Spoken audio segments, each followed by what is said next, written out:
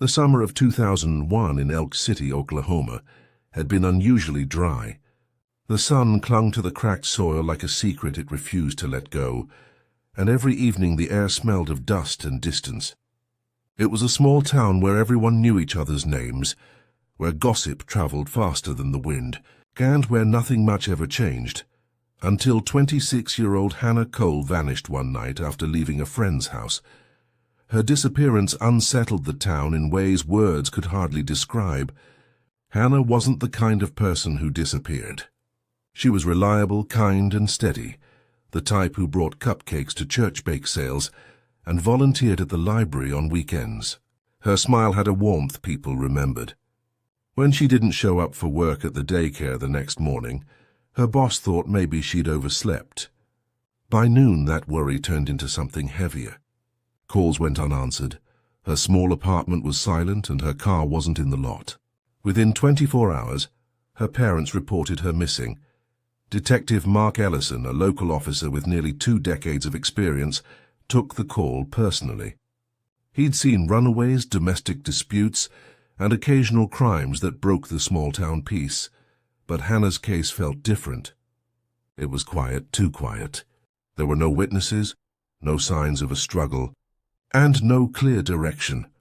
The last known sighting came from her friend Carrie Whitman, who said Hannah had left her house around 9:30 p.m.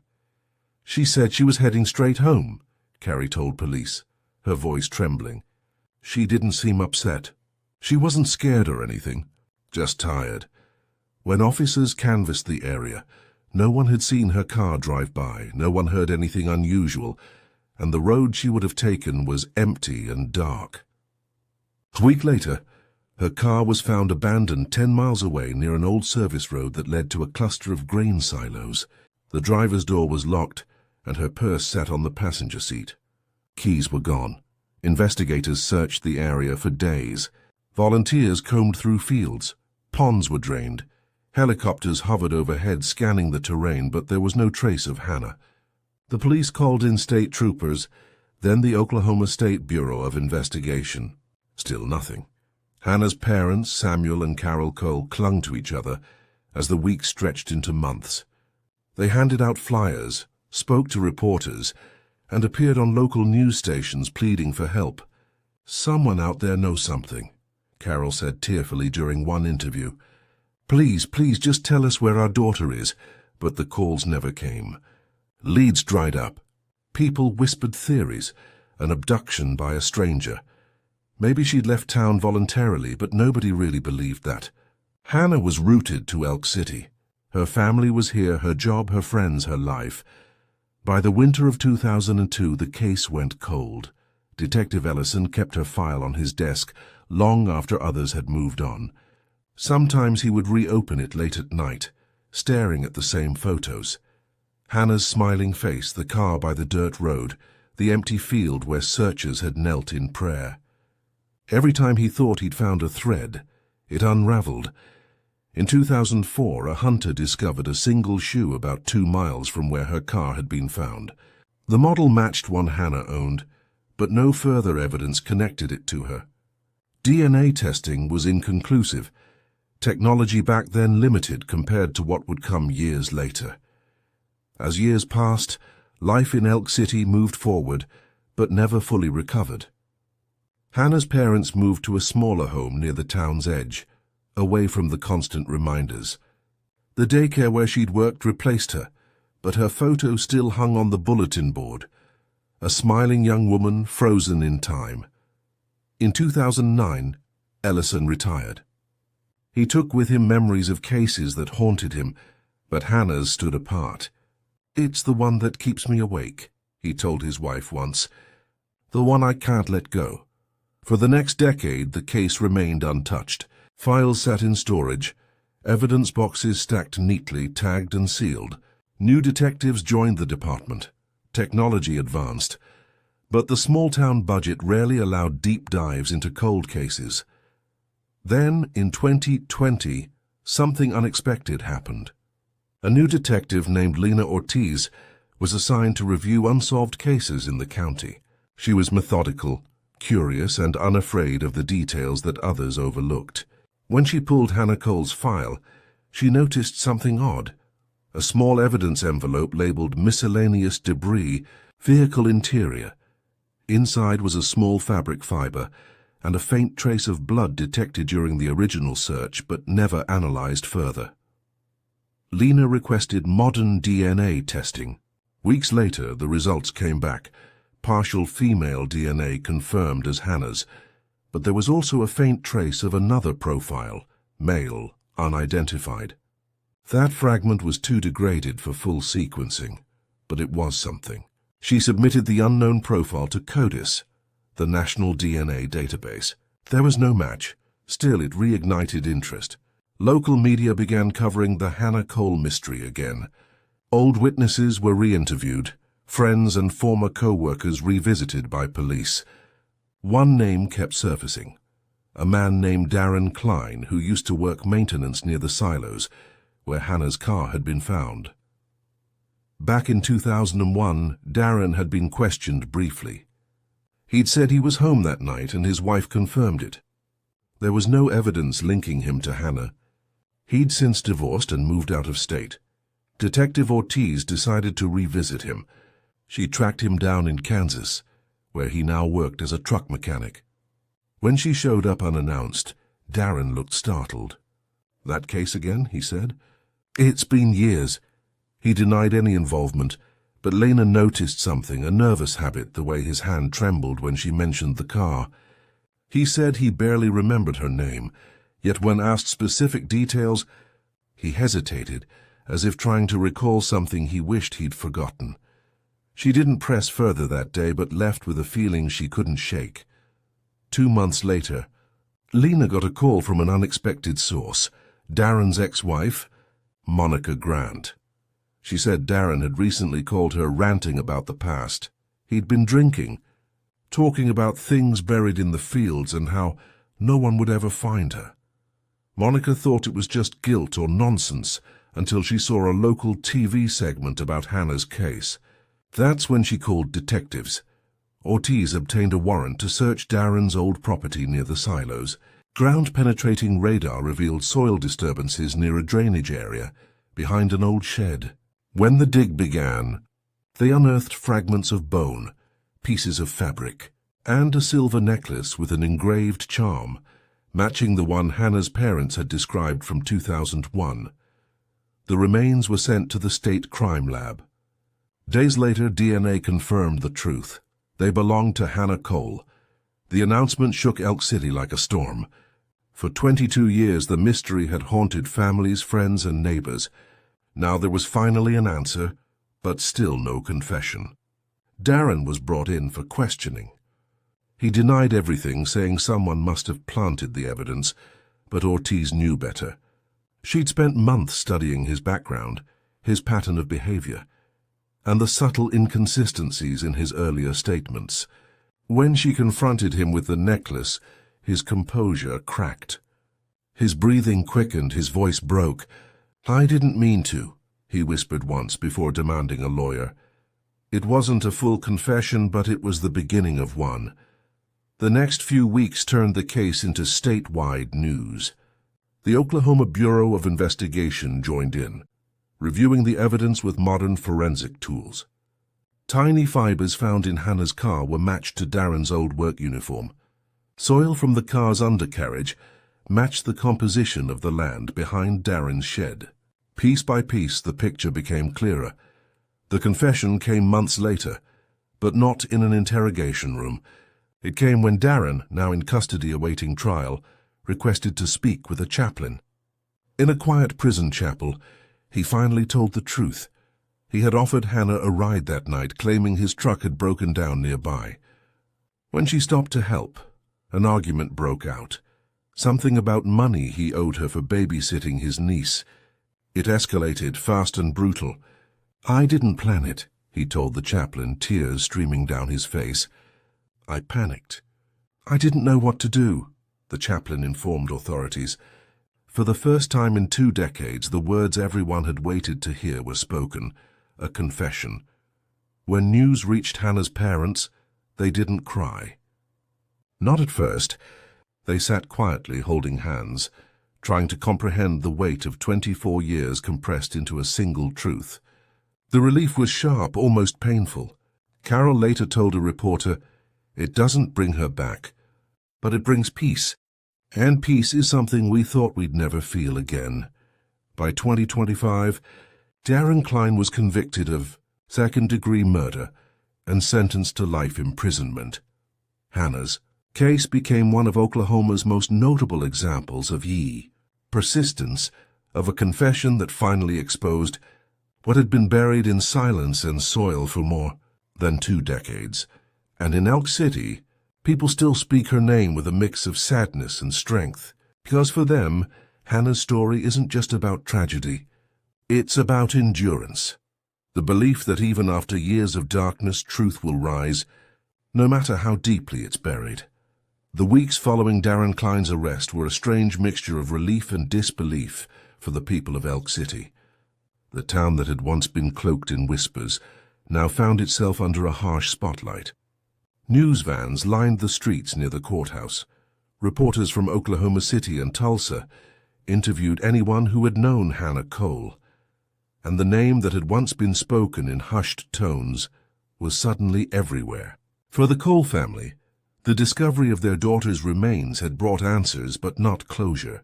Carol Cole struggled to leave her home without being stopped by strangers offering condolences. Samuel, once strong and composed, seemed to shrink a little every day.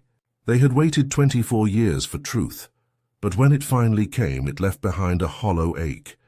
Detective Lena Ortiz continued working tirelessly on the case, determined to make the evidence unshakable. Every fragment from the dig site was catalogued.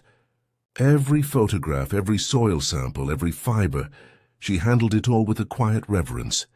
For her, this wasn't just about securing a conviction. It was about honoring a life that had been stolen and a community that had waited too long for answers.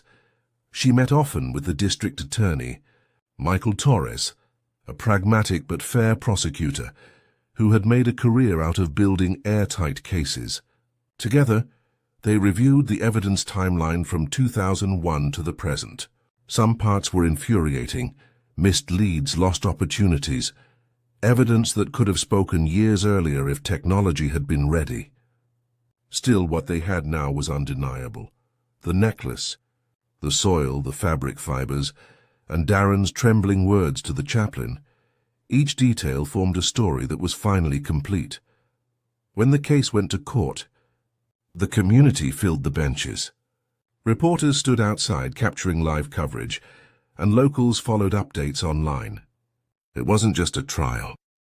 It was the closing of a collective wound that had festered for nearly a generation. On the first day of testimony, the courtroom fell silent as the prosecutor projected photos of the evidence, the recovered jewelry, the rusted, soil-stained fibers, and the long-forgotten car that had once held the answers no one could find. Detective Ortiz took the stand and spoke with unwavering composure. "For years this case sat cold," she said, "but technology evolves, and sometimes so does conscience. In this case, both helped us bring justice to Hannah Cole."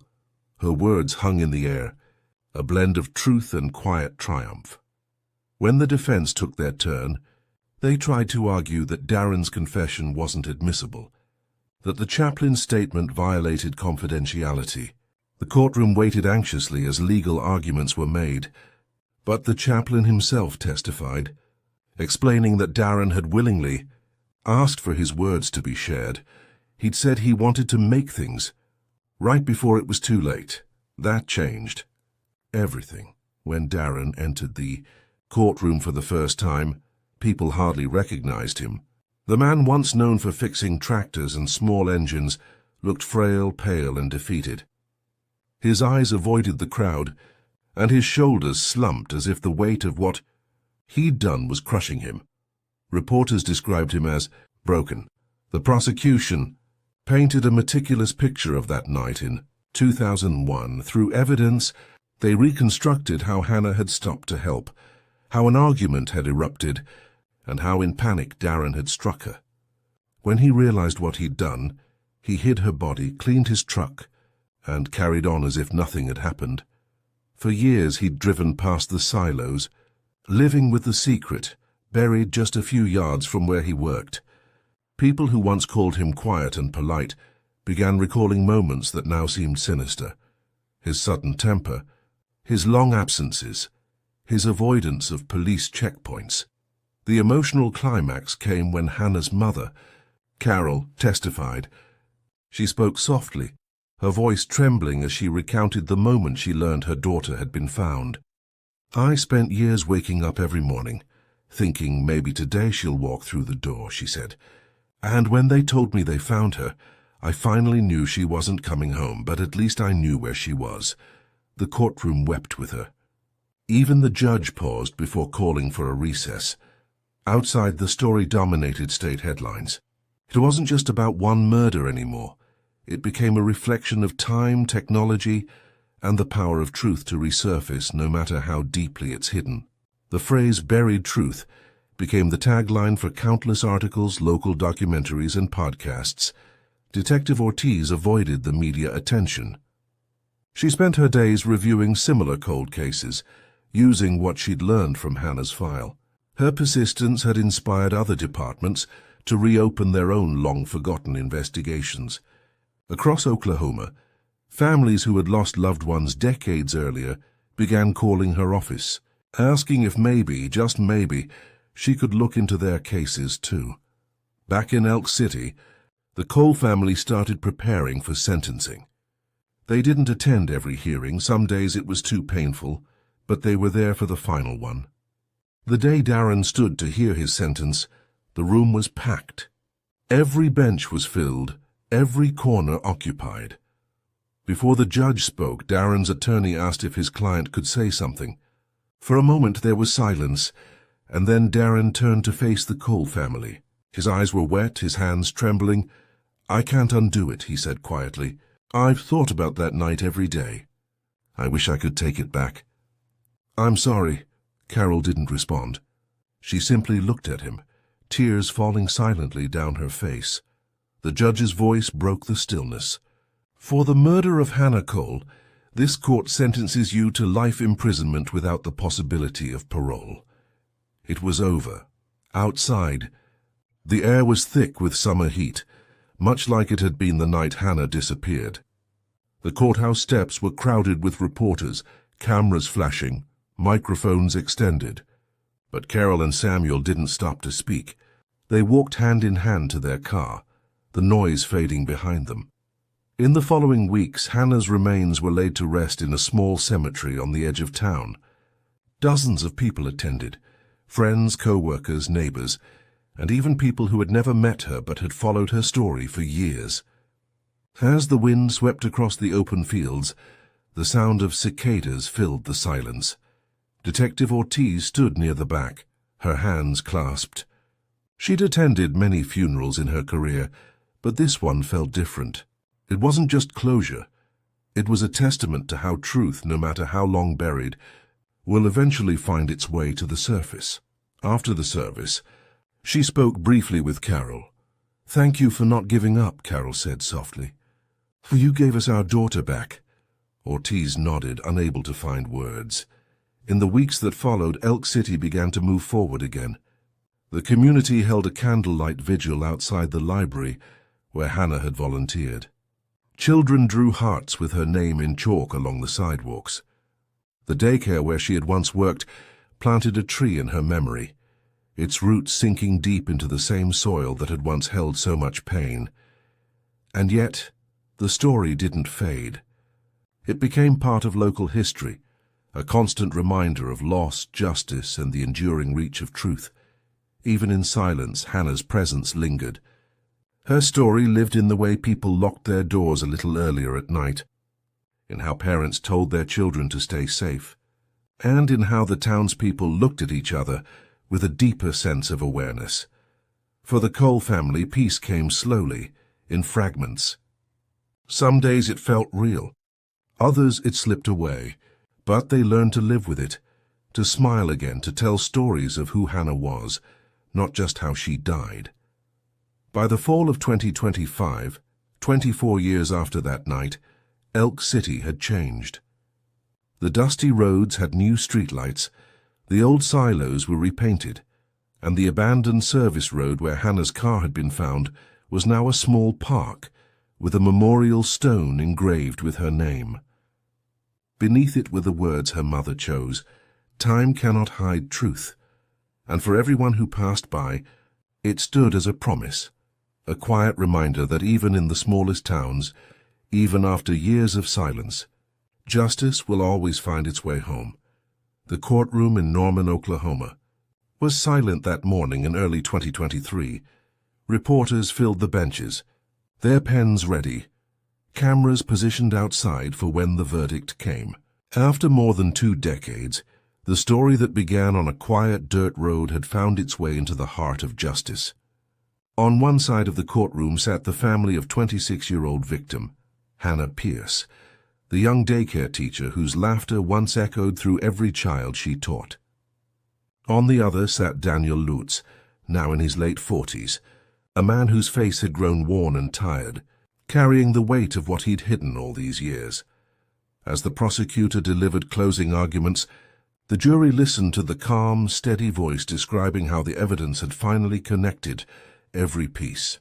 The old DNA recovered from Hannah's jacket fibers, long sealed in a brown paper bag, had matched Daniel's sample after he was forced to submit it during a parole check for an unrelated misdemeanor. The match was exact, 12 loci confirmed by the state's lab. The prosecutor held up the photograph of Hannah one last time, showing her smiling beside the children from her class. For 22 years, he said, this family has waited for a truth that only science and time could reveal. But justice, though late, has finally arrived. The defense tried to argue that the confession Daniel gave after his DNA was matched had been coerced.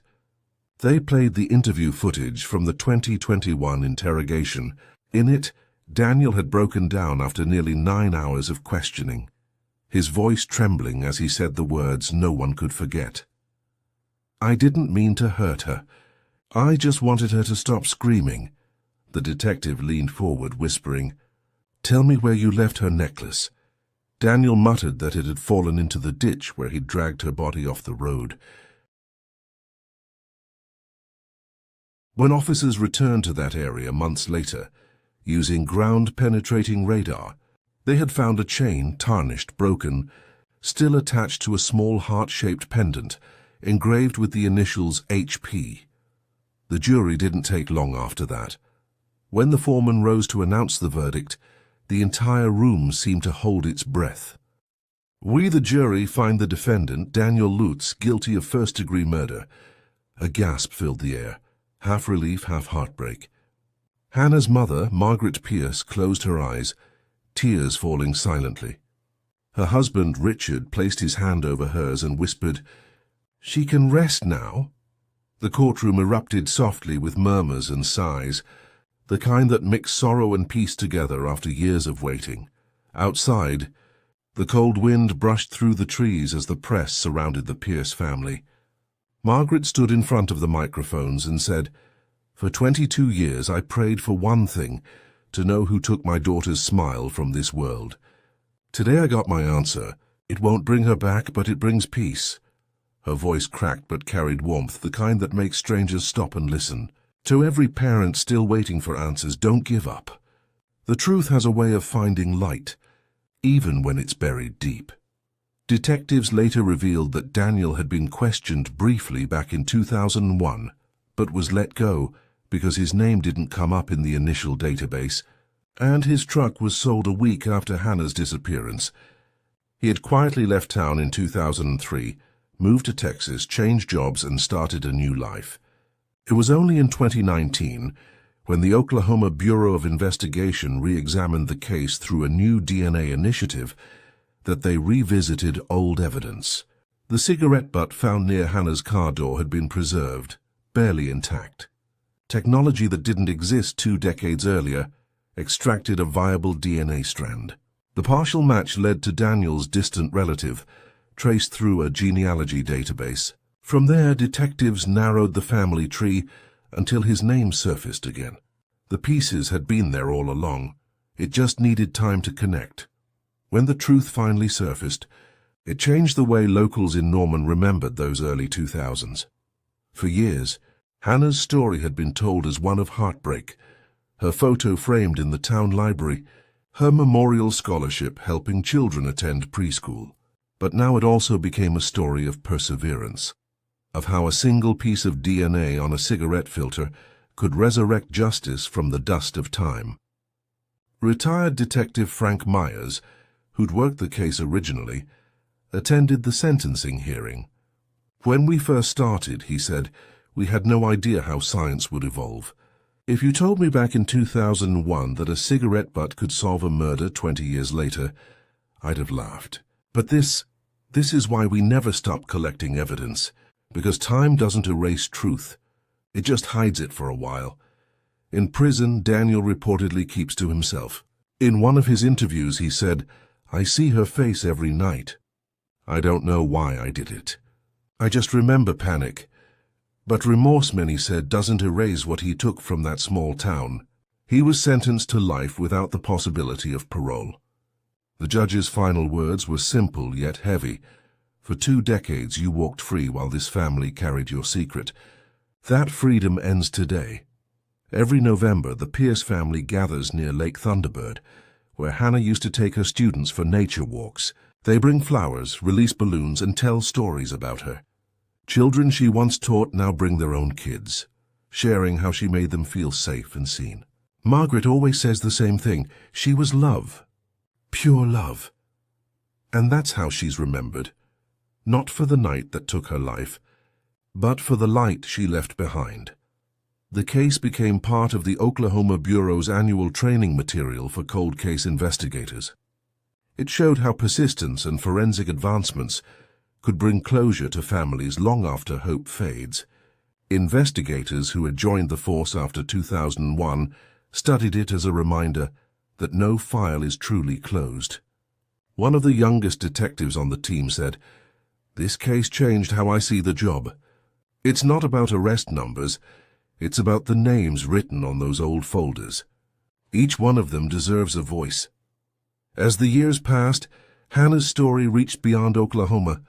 Documentaries featured her case as an example of how confession and DNA evidence can intersect decades later to bring truth forward. Viewers across the country felt her parents' pain and their quiet triumph. One clip, showing Margaret clutching her daughter's photo while saying, "We finally know," went viral. It became a symbol of resilience for families of missing persons nationwide. If you close your eyes and listen to the wind across Norman's fields at dusk, it feels as if time has slowed down just for a moment, like the world finally made space for peace. The sound of cars fades, the horizon glows, and you can almost hear laughter again, the kind that belongs to a young woman named Hannah Pierce, whose story, once silenced, now echoes forever in the hearts of those who never stopped believing. And as her mother said in her final interview, "The truth doesn't stay buried. It whispers. It finds its way back." If you followed Hannah's story to the end, remember, there are still families out there waiting for their own answers. If you believe in the power of truth and justice, make sure to subscribe, share her story, and keep these voices alive, because somewhere out there, another cold case is waiting for someone